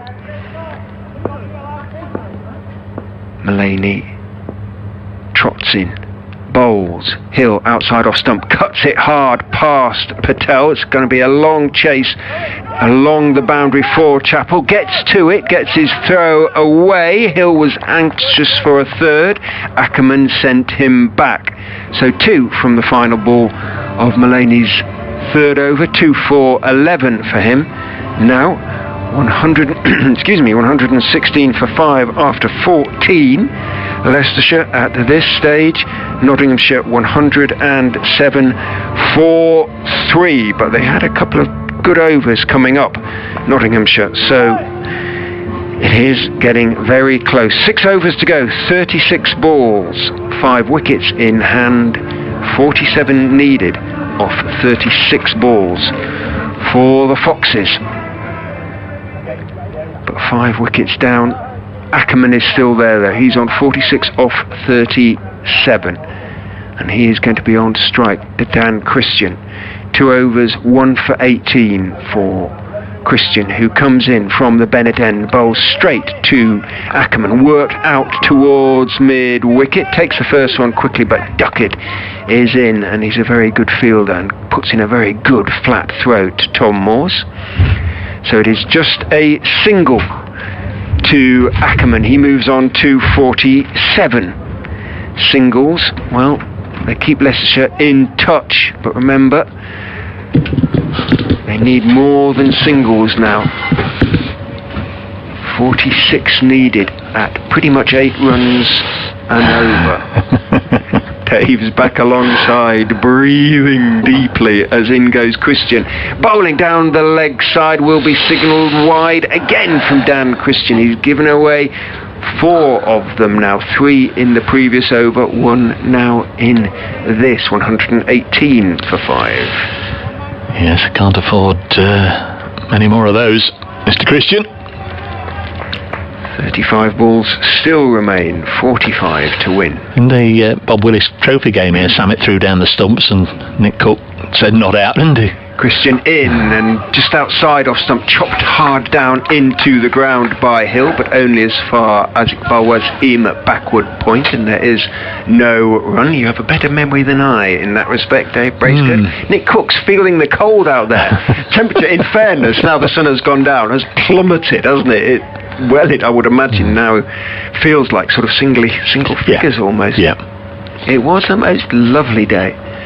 And warm with it. Not now, it ain't. In goes Christian and bowls full, looking for a leg before decision. Not going to get it from Nick Cook. In fairness, although Christian went up and yelled loudly, Moores didn't really echo the appeal, and Nick Cook telling Dan Christian, as he does with every bowler's appeal, every bowler when an appeal is turned down, why he didn't give it. Dot ball though. 1 for 20 for Christian from 2.3, 118 for 5 to win 45. Still needed. In goes Christian.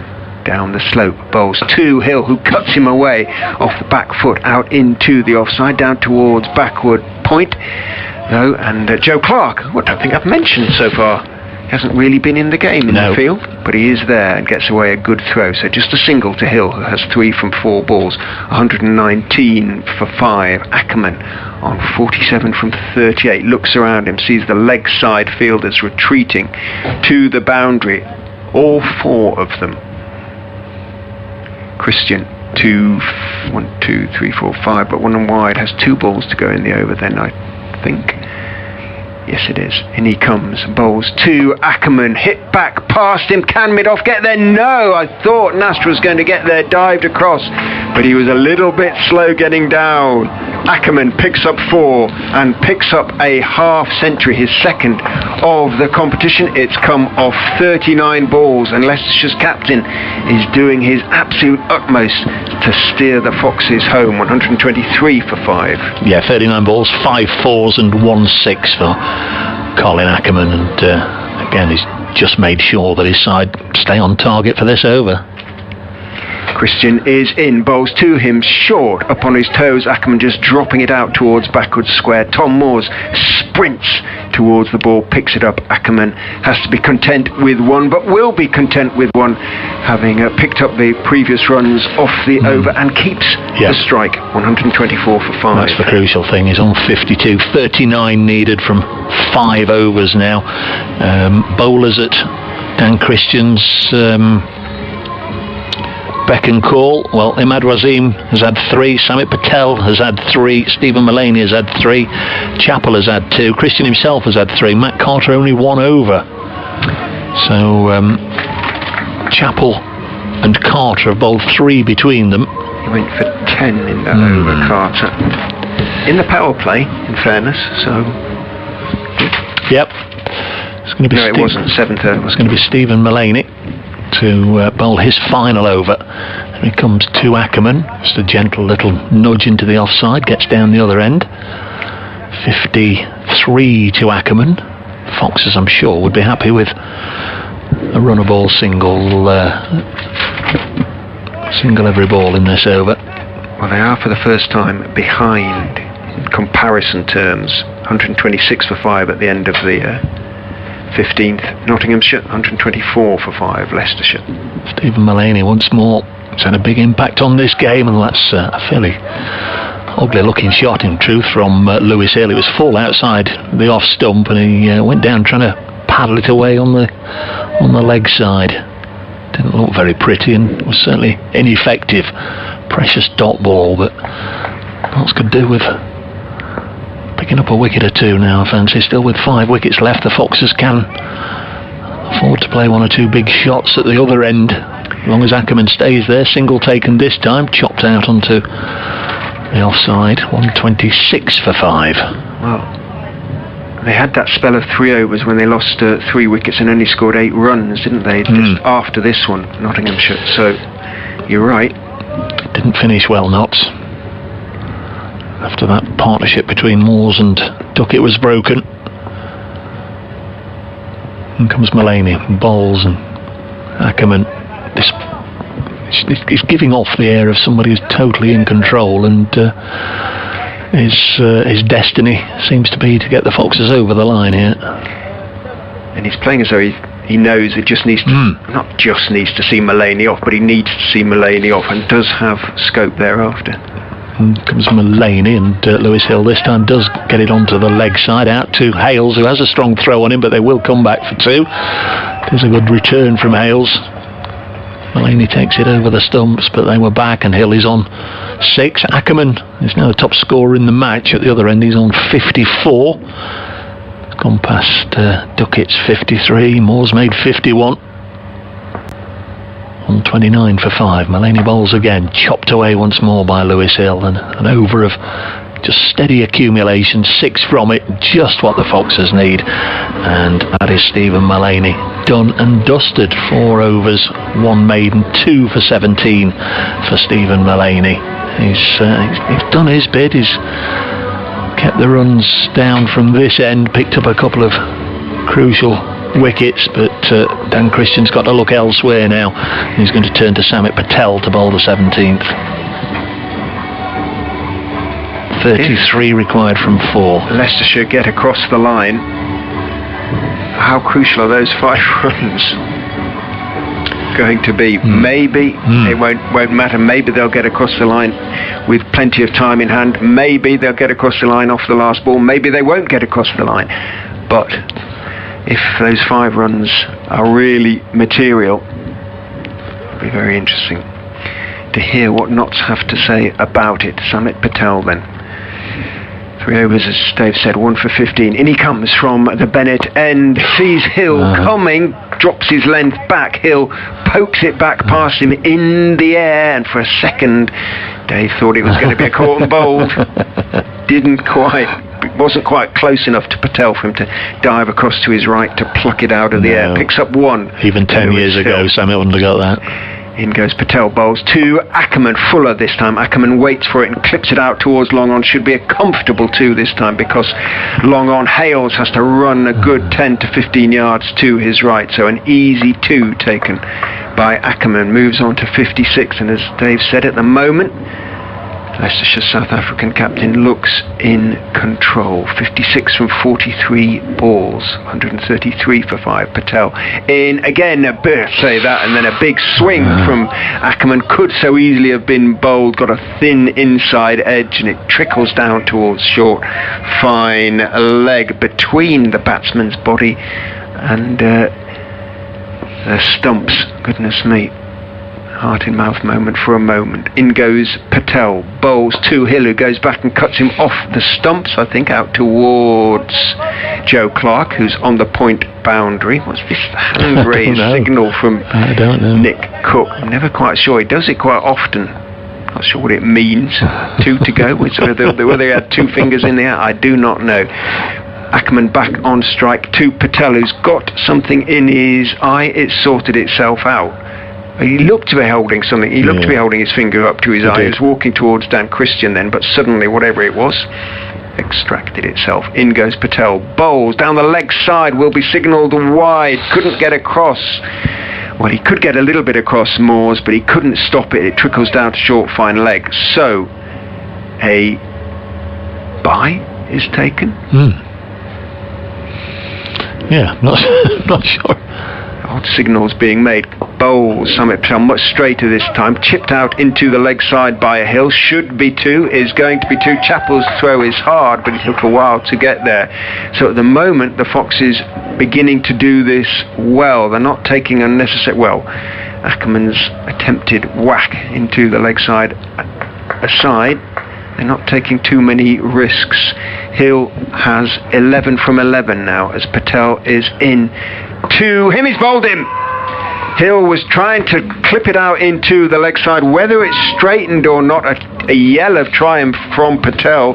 They are still, maybe just it straightened a fraction. It was fullish onto off stump, and Hill was trying to clip it onto the leg side. Patel has taken a wicket with his final delivery. He has 2 for 24 from his 4 overs. But he too has bowled out 139 for 6. That means we have 3 overs to go. 24 required. 24 needed. Yeah, off 18 that balls. wicket helps Notts, but the 9 runs during the course of the over certainly helped the Foxes, and 24 from 18. It should be well within their compass. Ackerman is going to be on strike, of course, at the start of the new over, the 18th. It's going to be Imad Wasim to bowl it. Wasim 3 overs, 1 for 29. Notts were 143 for 3 after 17, but yeah, the wheels came off after then. The new batsman is Callum Parkinson.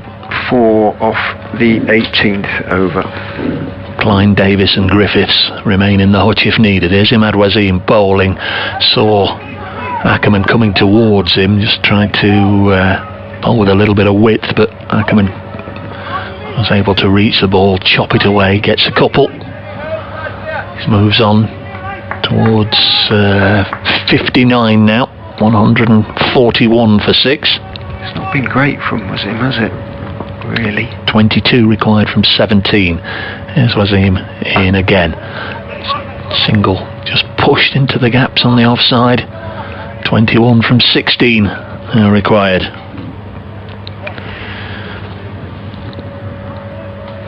Parkinson now on strike, so Stephen Mullaney moves right in tight on the offside, but this is clipped on the leg side and Parkinson's away. A single first ball. Ben Duckett had to come in a long way from the deep mid-wicket boundary, and he fielded that inside the circle and stopped them getting 2. That was brilliant commitment from Duckett. Well, every single builds the pressure just a fraction. Just doing enough there, the Foxes. 4 from the first 3 balls of this over. Here's Wasim in again, chopped into the offside. Patel will field, but they take another single. 144 for 6. The finishing line isn't too far away. Pollard held up 2 fingers then, so that is why maybe with 2 to go it's a required thing. Maybe they have to tell people. Both umpires are doing it. Well, I've done it in club cricket when I've gone out there with a proper umpire. They expect you to do it. Yeah, I think it is a dumb thing. Driven down the ground for a single. Alex Hales fields. Just seems like Leicestershire have done just enough now. They can almost at a canter get over the line here. They're just milking the bowling. Imad Wasim, his final ball. Bowls and that was an old bit looking swish across the line from Ackerman. Looks at the toe end of his bat, so that over is done and dusted with. 145 for 6, 6 from it. Imad Wasim has finished 4 overs, 1 for 35. Suddenly it's 18 from 2, 9 and over. You're talking it down, but this is Leicestershire. Ackerman is there. If Ackerman wasn't there, if it was 2 tail-enders with respect to Callum Parkinson, Notts would now be favourites, but with Ackerman there, we've just got to find a bowler from somewhere there. No, Wasim has bowled out. Who bring him on? Wasim has bowled out. Patel has bowled out. Mullaney has bowled out. Christian is going to bowl the 19th, and so that means either Zach Chappell, who's bowled 2 overs, none for 22, or Matt Carter, 1 over, none for 10, will have the last over. Interesting one. Interesting one. Yes. Dan Christian needs a really good over here to build the pressure on the Foxes. That, I think, is why he's taken this on himself. If he can, just keep them to 7 or 8. 18 from 12 needed as Christian comes down the slope and bowls to Callum Parkinson, who drives him away for 4. Lovely shot from Callum Parkinson. There wasn't too much wrong with the delivery. It was pretty much off stump. If anything, probably it was just slightly too full. Swung in towards him, and a really fine shot, controlled shot by the young left-arm spinner. Increasingly referred to him as an all-rounder. He can bat, Callum Parkinson, and he showed it there. 4 from the first ball. That makes a big old difference. Takes the pressure right off Christian is in again. 2. Parkinson hits him in the air. Is he going to be caught? No, he can't quite get there. Duckett sprinting across to his right, and that wasn't such a good shot. He was trying to lift it away on the leg side, hit high up in the bat and just looped towards mid-on. Duckett couldn't quite get there though, so a single taken. 5 from the first 2. Ackerman is on strike. 13 from 10 with 4 wickets in hand. Christian in to Ackerman, who pulls him away, but only as far as deep mid-wicket. Will be just 1 as a consequence. Duckett out there, gets away a good throw, single taken. 12 off 9. Parkinson back on strike. 6 from the first 3.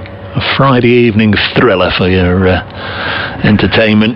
This will set everybody up nicely for the weekend. But which way is it going to tilt? We'll find out in, I guess, 3 or 4 minutes' time. Had a couple of last ball finishes already at Grace Road. Ben Mike hit the last ball of the innings to the boundary to beat Yorkshire. In goes Christian, bowls to Parkinson, a bouncer. Parkinson plays it well in the end. He didn't go for a full-blooded hook. He paddled it away down into the leg side. Chappell got to it quickly. A single is taken. 11 now needed off 8 balls. Ackerman is on strike. They couldn't hit a 4 off the last ball to beat Derbyshire. They'll be hoping they don't need a 4 off the last ball. Well, it's going to be a huge ask of either Zach Chappell or Matt Carter. Not seen either of them loosening up, to be fair. Christian in to Ackerman, full, dug out by Ackerman firmly out towards long gone. It will be just the 1 though, as in from the boundary came Hales, got his throw away quickly. Christian let it run through 2 more, single taken. Means that 10 are needed from the last 7 balls. Zach Chappell's just whirled his arm over. No pressure, Zach. Against your former club. So 1 ball left in this over. Can Christian do his side a favour here? In he comes, bowls to Parkinson, who makes a bit of room, hits it out into the offside, over the fielder's going to run away for 4 to the extra cover boundary. Just for a moment or 2, it looked like Samit Patel might be in the game at extra cover on the edge of the circle, but it was well over his head in the end, 3 or 4 feet, and though he turned, this quick outfield meant the ball ran away for him for 4. So an excellent over for the Foxes. 12 from it. Yep. 12 from it, and that really should mean that they shouldn't make any mistakes from here, and they need 6 to win in the final over. So it is going to be Chappell. This will be the stuff of fairy stories as far as he's concerned, to come back to his former stomping ground and bowl an over that couldn't really be more crucial, if not all going to remain undefeated in the group. But he's not got a lot to play with. 5 would be a tie, 6 would do it. Now then, the field, they're not overly attacking Notts. They've got Ackerman on strike. Here is Chappell. First ball is down the leg side, but it does strike the pad and they take a leg by. That would have been the worst possible. No, he got some bat on it. Yeah. Got a bit of bat on it. That would have been the worst possible thing had it slid down the leg side, begin with a wide. But he didn't. It was nice and full. Had Parkinson not played those 2 shots for 4, I'd be questioning the decision to take the single there, but he played them so well that you think, well, he looks calm and capable, Callum Parkinson here. You wouldn't imagine he's going to play and miss at the next 3 deliveries, would you? No. 158 for 6. But he doesn't want to get out either. No. Bring in Davis is a competent batsman. Griffiths, perhaps less capable of striking the ball. 5 balls left, 4 to tie, 5 to win. Chappell from the pavilion end bowls. This one will just come off the thigh pad and run away for a leg by. Duckett doing the fielding. That's just what the Foxes needed.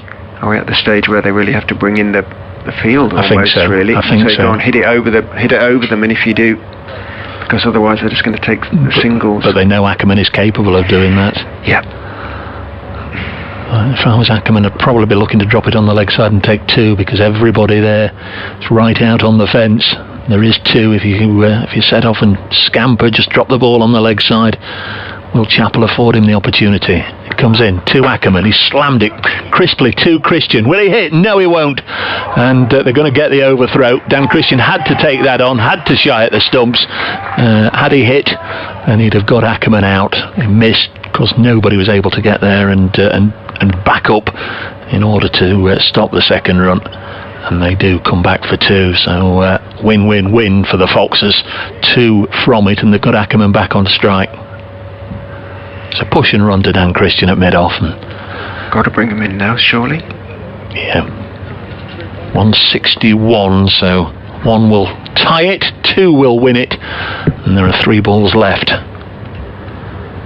Any hat-tricks up your sleeve?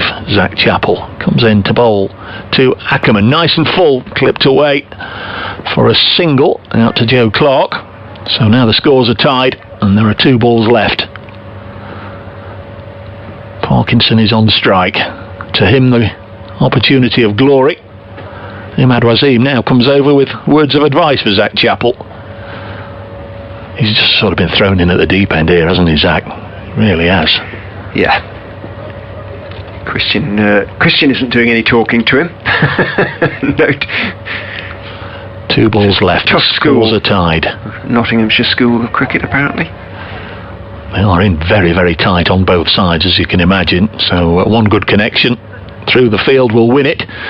Here is Chappell in and bowls, and it is pulled to Hales at mid-on. Can he hit the stumps? He misses, and the Foxes have won. The Foxes are home with 1 ball to spare. They've won by 4 wickets, and it's Callum Parkinson with the winning run as Alex Hales shies at the stumps and narrowly misses. And the Foxes have ended the Outlaws' unbeaten run in this season's Vitality Blast. The end of the evening, Notts are top of the North Group still. They are through to the quarter-finals still, but that was an undefeated record that they wanted to take into the knockout stages, and it's gone at the hands of Leicestershire Foxes. Well played to the captain, Colin Ackerman. 67 not out. That's a terrific knock, and he has been the mainstay, and that was the innings that held the Foxes together and saw them over the line, with the honour of the winning runs going to Callum Parkinson. And those 5 runs that were awarded, penalty runs that were awarded to Leicestershire for what was adjudged to be a deliberate attempt to distract the striker by Stephen Mullaney. Well, Notts will feel that they might well have been crucial. Thank you for joining us here at the Fisher County Ground. For those who've been watching on the stream, another marvellous game of cricket that went almost to the last ball. Just 1 ball remained. 2 umpires walking off with their hands in their pockets, trying to keep them warm. But an eventful game, and the Foxes live to fight another day in this competition. They're still only 4th in the Central Group because Durham beat Lancashire earlier. James Whittaker, the match referee, is coming out to talk to Nick Cook and Paul Pollard now, and we'll want the full details on what happened. Paul Pollard is explaining to James Whittaker why he adjudged that the penalty runs should be awarded. They're having this discussion out in the outfield now, and Whittaker's listening. Well, Pollard, not Nick Cook, is doing the explaining. And if we switched on and listened, we might be able to hear this, to be quiet. If we stop talking, if you'd allow us to stop talking, we might be able to hear this.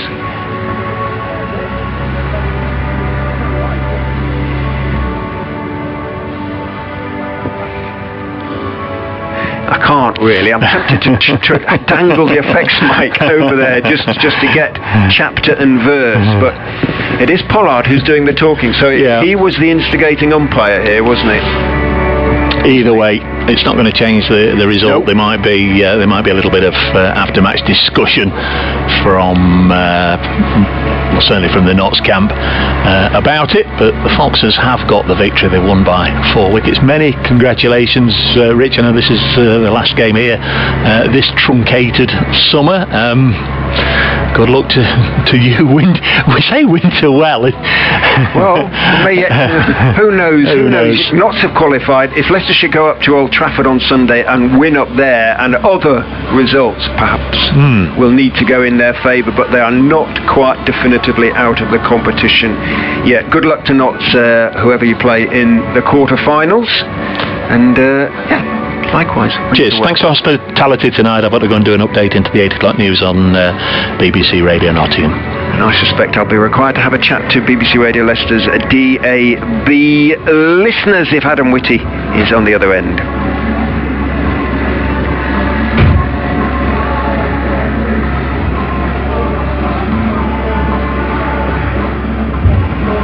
Yeah. His calmness, really, and he absolutely exuded determination. He's been a little bit unfortunate in this competition, some of the ways in which he's got out, or been gotten out, if you like, a run out here and there that weren't his fault and things like that. 67 not out for Ackerman, 53 balls, 5 fours and a 6. He ensured Leicestershire were basically in touch throughout. But that last partnership with Callum Parkinson got the majority of the runs. He scored 13 out of the 24-run partnership, and those 13 runs came off 8 balls, and he hit 2 of them for 4. Beautiful shots as well, and he was one of the ones who was perhaps most angry, Callum, about not being able to get over the line against Derbyshire. And I think they've probably exercised a few ghosts, really, with that performance. The Foxes, they've shown that they can do it. They've shown that they're not chokers, if you like, and they can get across the line in a game when they've got themselves in a position where they should win. If they can somehow go to Lancashire, who played awfully today in defeat up at Durham, and they will be looking to retrieve their reputation from that defeat, the Lancastrians, because they'll still have a chance of finishing top of the table and playing a quarter-final at home. But at least the Foxes go into the game with something to play for.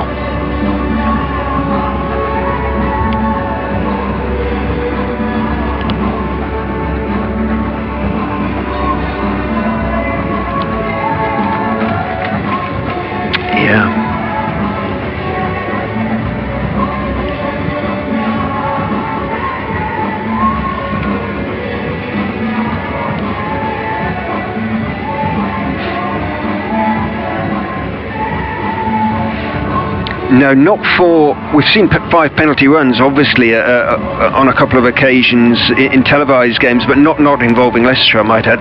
Excuse me. But a deliberate attempt to distract the striker. It was Stephen Mullaney chasing down the ball, put in the slide, but the idea being that the striker or the batsman would think he was about to field the ball and not attempt another run as a consequence, it seems. So that's a matter of... Well, very subjective judgment, isn't it, on the part of the umpire? And it was umpire Pollard, the former Nottinghamshire player, not umpire Cook, the former Leicestershire player. Let us, not that I'm remotely suggesting that anything untoward would otherwise have taken place, but it emphasises the point. It was very much the decision of the umpires that's what Stephen Mullaney was trying to do. But Notts were seething for some little time after that, and it may be still that they feel a strong sense of injustice as a consequence. Maybe Leicester would have got across the line anyway. They would have judged the chase accordingly. But those 5 runs are looming pretty large at the moment.